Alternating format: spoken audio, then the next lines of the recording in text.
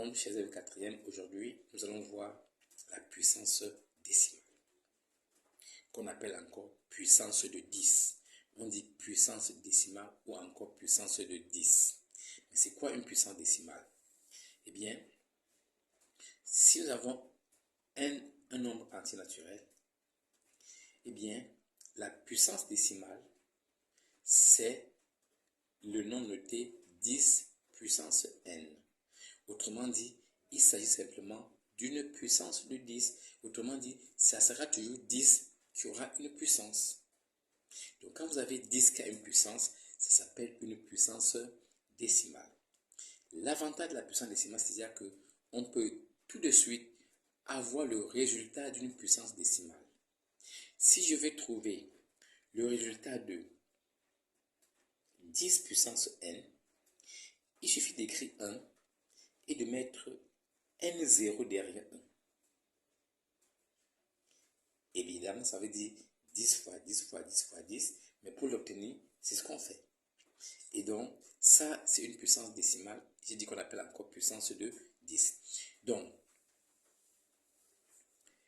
comme on l'a déjà dit, si nous voulons écrire le résultat de 10 puissance n, on met n0 derrière. Un exemple, si nous voulons connaître 10 puissance 5, c'est égal à combien? Que vaut 10 puissance 5? Ben, j'écris 1, je mets 5 0 et je peux lire. Ça fait 100. Ça fait 100 000. Donc 10 puissance 5 égale à 100 000. Donc, ça, une puissance décimale, on a la possibilité d'écrire rapidement son résultat sous forme de nombre décimal. Et on va tout de suite, comme deuxième remarque, nous attarder un tout petit peu sur l'inverse de cette puissance décimale. Nous avons déjà expliqué que A exposant moins n, c'est l'inverse. De même, 10 exposant moins n, c'est l'inverse. L'inverse de quoi? L'inverse de 10 puissance n. Mais là aussi, 10 exposant moins n, son résultat se trouve rapidement. Vous écrivez 0 et vous mettez la virgule. Vous mettez autant de 0 que le n qui est là, moins 1. Si n là c'est 10, vous allez mettre 9 0. Si n c'est 50, vous allez mettre 49 0. Mais ça va commencer par 0, virgule. Voyons l'exemple concret. Si je vais calculer 10 exposant moins 3, attention, je n'ai pas dit 10 puissance moins 3, on dit 10 exposant moins 3. Quelle est la réponse de ça? C'est égal à 0, mais je mets 2 0 parce que là j'ai 3. On ne tient pas compte du signe. On a dit que le signe voulait seulement signifier que c'est l'inverse. Donc on regarde seulement 3 et on met 2 0 et on finit par 1. Et 10 exposant moins 3, on l'a dit, est l'inverse de 10 puissance 3. C'est-à-dire que nous pouvons aussi écrire que 10 exposant moins 3, c'est 1 sur 10 puissance 3. C'est-à-dire 1 sur 1000.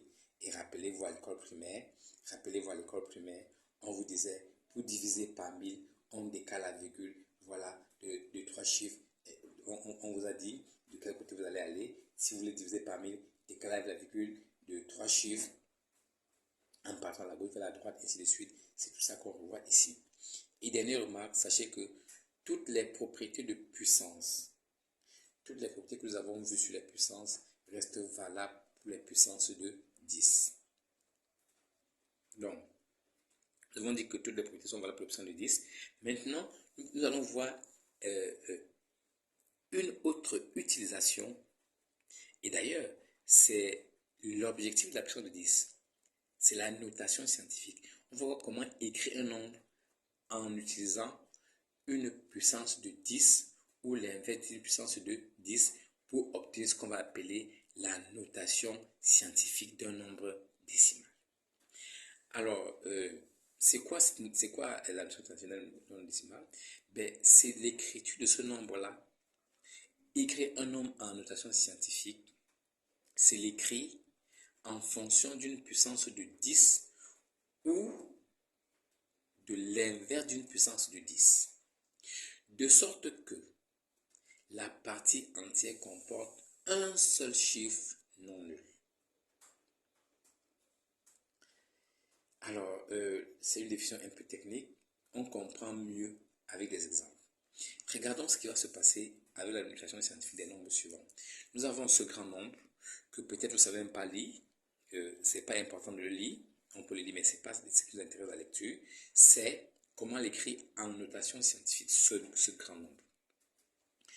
Vous savez depuis l'école primaire que quand vous avez un nombre, il y a toujours une virgule à la fin du nombre. Ici, nous pouvons mettre virgule 0 et mettre autant de zéros que nous voulons. Donc, ça veut dire que en réalité, il y a la virgule ici. Mais quand on écrit, on ne met pas cette virgule. Alors, pour obtenir la notation scientifique, vous devez déplacer la virgule de sorte qu'elle se mette entre 2 et 5. Elles vont traverser 1, 2, 3, 4, 5, 6, 7, 8 chiffres. Donc le 8 là veut dire que la virgule a traversé 8 chiffres partant de la droite vers la gauche. On part de la droite vers la gauche pour se mettre ici. Pourquoi la virgule se met ici? Mais comme ça, on aura 2 qui est en partie entière. Mais 2, ce n'est pas 0. Et donc, on a respecté ce qu'on a dit. On a une puissance de 10 et on a un nombre décimal qui a un seul chiffre en partie entière qui n'est pas 0. Donc ça, c'est la notation scientifique de ce nombre. Donc ce nombre-là, voici sa notation scientifique. De même, on peut faire pareil pour ce nombre. On peut faire pareil pour les autres nombres. Et même si vous avez un nombre qui a un seul chiffre, pour l'écrire, vous appliquez seulement fois 10 puissance 0, sachant que 10 puissance 0 va donner 1. Deuxième cas de figure, c'est que votre nombre commence par 0, mais ça, ce n'est pas la notation scientifique, puisque nous avons dit qu'il faudrait qu'on n'ait pas 0 là et qu'on ait une puissance de 10. Mais qu'est-ce qu'il faut faire? Il faut que la virgule vienne se placer après le 1. Ça fait donc 1, 2, 3, 4, 5 chiffres que ça a traversé, mais ça a changé le sens. On part maintenant non plus de la droite vers la gauche, mais de la gauche vers la droite. La virgule quitte là pour aller à droite. Donc, à ce moment-là, on met ce moins pour expliquer ça. Le 5, c'est le nombre de chiffres que la virgule a traversé. On met ce moins pour dire qu'on a compté en partant de la gauche vers la droite. Et c'est le raisonnement qui est là pour les autres exemples. Et là encore, c'est la notation scientifique. Et vous voyez bien qu'on a ici une écriture en fonction de l'inverse des puissances de 10. Donc, on peut bien avoir la notation scientifique avec l'exposant négatif. Et pour être sûr qu'on a bien compris ça, on peut faire l'autre sens. C'est-à-dire qu'on peut me donner un nombre en notation scientifique et j'arrive à l'écrire sous la forme d'un nombre décimal. Voyons un premier exemple. Alors le 7 là veut dire qu'on me met 7 zéros derrière. Mais la virgule veut dire qu'il y a un chapelet. Ça veut dire que je vais mettre 7 zéros derrière et je vais barrer un 0. Ça fait donc que je mets finalement 6 zéros derrière.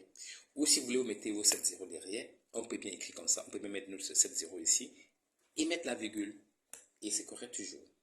Donc, vous mettez le nombre de zéros, c'est là, mais faites attention, puisqu'il y a une partie décimale ici, il n'y a qu'un chiffre ici, vous allez donc enlever un 0. Et ça, c'est la notation scientifique, et voici l'écriture décimale. Si le nombre commence, si vous avez par exemple moins 7, enfin, l'exposant négatif, le nombre commence par 0 et va finir par 12. Mais qu'est-ce qu'on va faire? On a déjà dit, vous allez compter 1, 2, 3, 4, 5, 6 0 parce qu'en fait, pour passer parce que là nous avons ici une notation scientifique, on a vu qu'il fallait compter autant de zéros que ce nombre moins 1. Donc on va justement mettre autant de zéros que ce nombre avant de finir par la partie qui est là. Et ça donc, c'est l'écriture décimale de ce nombre qui a notation scientifique. Finissons avec d'autres exemples. 10 puissance 6, on l'a déjà vu, ça fait 1 et on met 6 zéros derrière. 10 exposant moins 4, ça aussi on l'a vu, 0, on met 3 zéros, on finit par 1. Et ici, on l'a également vu, il suffit de mettre 4 zéros derrière. Et comme il n'y a pas de partie décimale, donc vous mettez 4 zéros et vous n'enlevez rien du tout.